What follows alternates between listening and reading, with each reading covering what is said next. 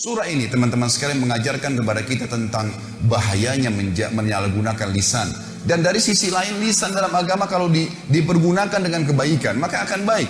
Anda kalau menggunakan lisan Anda dengan baik, walaupun fisik Anda punya kekurangan, orang akan suka dengan orang yang lisannya baik, santun kalau bertutur kata, yang keluar dari mulut seorang muslim cuma nasihat, tanya kabar, ilmu yang bermanfaat. Tidak ada sesuatu yang menjatuhkan orang lain, tidak ada sesuatu yang menyakiti orang lain atau menceritakan aib orang lain. Maka dia akan disuka oleh orang umumnya. Dan kalau ada seseorang yang lisannya tajam, walaupun tampannya orang paling tampan di dunia, paling kaya, tapi kalau lisannya tajam, suka menghina orang lain tidak suka dengan dia. Itu secara kehidupan manusia. Juga di sisi Tuhan kita Allah subhanahu wa ta'ala, Allah sangat murka dengan orang yang menyalahgunakan lisannya. Sampai kata Nabi SAW dalam hadis Bukhari, Laisal mu'unu bitta'ani walal la'an. Bukan sifat orang mukmin yang suka la'an dan ta'an. Ini dua-duanya bahaya lisan. Suka melaknat, menyal-nyalkan orang, kamu sial, kamu gini, kamu buruk, selalu dihina, dikata-kata yang tidak baik, menjadikan. Dan juga ta'an, suka menghina-hina orang lain. Dua-duanya ini adalah sifat bukan orang mukmin, bukan orang mukmin. Jadi dijelaskan oleh Nabi SAW. Surah ini teman-teman sekalian mengajarkan kepada kita tentang harusnya seorang muslim menjaga lisannya. Mari kita renungi bersama-sama sabda-sabda Nabi SAW berhubungan dengan masalah ini. Yang pertama saudara, dalam hadis Bukhari Muslim, Nabi SAW pernah lewat di pasar bersama dengan beberapa orang sahabat. Kemudian ditemukanlah ada bangkai kambing. Bangkai kambing ini tanduknya patah, matanya buta, kakinya patah, dan sudah jadi bangkai. 4 aib sekaligus. Tanduknya patah, matanya buta, kakinya patah, sudah jadi bangkai. Lalu Nabi SAW ingin menarik perhatian para sahabat. Dalam ilmu bahasa Arab namanya jadbul intibah. Menarik perhatian para sahabat karena beliau ingin sampaikan informasi yang penting setelah itu.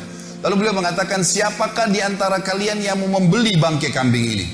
Kata para sahabat, ya Rasulullah, jangankan dia sudah jadi bangkai, kalau dia hidup saja, kami tidak mau membelinya.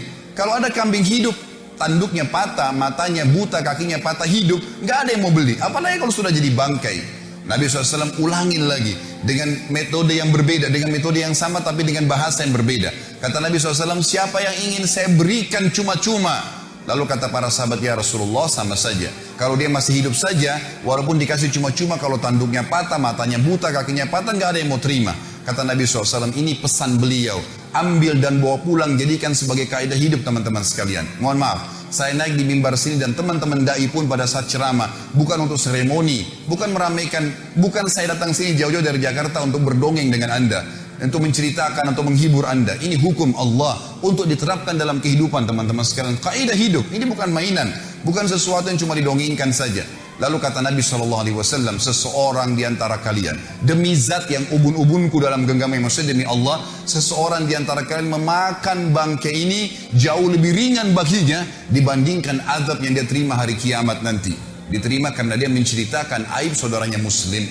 Artinya nanti hari kiamat dia seperti memakan bangkai karena menceritakan aib seorang muslim. Hadis yang kedua, kata Nabi SAW di dalam hadis riwayat Bukhari, Man dhamina li ma baina lihyai wa ma baina fakhidai dhamintu lahul jannah. Siapa yang bisa menjamin untukku di antara kalian apa yang berada di antara dua rahangnya, dua pipinya, lisannya, dan apa yang berada di antara dua pahanya, kemaluannya, aku akan menjamin baginya surga. Ini bahaya sekali. Salah guna lisan dengan kemaluan, selesai semuanya. Bahkan kata Nabi SAW, zina dimulai dengan lisan seseorang dan dibenarkan oleh kemaluannya. Dua benda di tubuh kita ini berbahaya sekali. Jangan sampai salah gunakan, kontrol. Ini harus penting. Juga dalam hadis yang lain, kata Nabi SAW, apakah dalam hadis Bukhari Muslim, apakah kalian tahu perbuatan apa yang paling banyak membawa orang masuk ke dalam surga? Nabi SAW lempar kepada para sahabat, ingin mendengar apa yang mereka ketahui. Lalu mereka mengatakan Allah dan Rasulnya lebih tahu. Maka kata Nabi SAW, taqwallah wa husnal khuluq.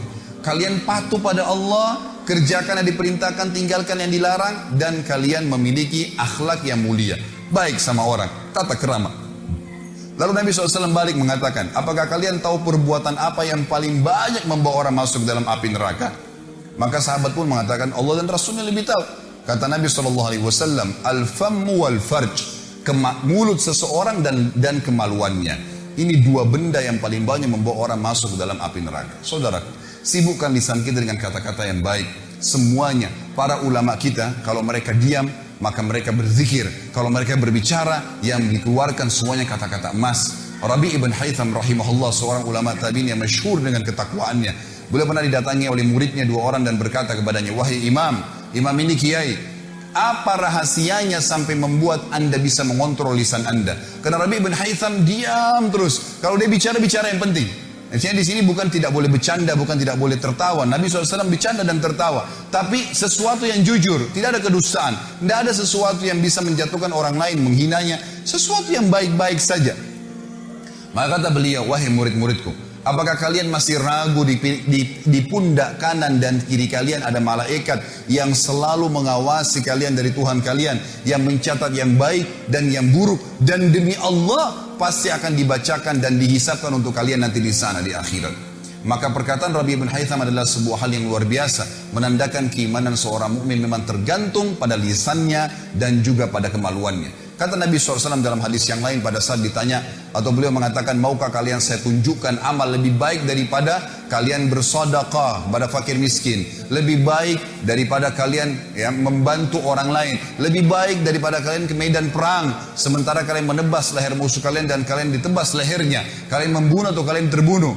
Maka para sahabat mengatakan, tentu ya Rasulullah. Kata Nabi, lisanmu selalu mengucapkan zikrullah, selalu bermanfaat. Apa yang diucapkan, tanya kabar orang, baik, dan seterusnya. Maka tidak ada yang lain sesudah itu, teman-teman sekalian. Dan kata Nabi SAW juga dalam hadis Bukhari Muslim, man kana yu'minu billahi wal yawmil akhir falyakul khairan aw liyasmut. Siapa yang mengaku beriman pada Allah hari akhir, tinggal nunggu sebentar jemaah sekalian. Tunggu aja ajal datang. Saya tidak dapat jaminan dari siapapun di sini. Ujung masjid ini tiba-tiba sekarang ada malaikat maut datang mencabut roh saya dan saya jatuh tergeletak tiba-tiba. Ini bukan doa tapi bisa saja datang. Kemudian saya meninggal. Orang cuma mengenal Khalid Basalamah pernah ceramah. Cuma seperti itu saja. Dan begitu bisa terjadi pada anda semua. Bukan berarti orang harus masuk ruangan ICU baru kemudian dia meninggal dunia. Setiap saat dan semuanya akan ada hisapnya saudaraku. Maka kata Nabi SAW, siapa yang mengaku beriman pada Allah dan hari akhir, maka dia hanya mengucapkan yang baik saja, yang Allah ridhahi yang baik, gitu kan? Atau dia diam, tidak usah ucapkan yang lainnya.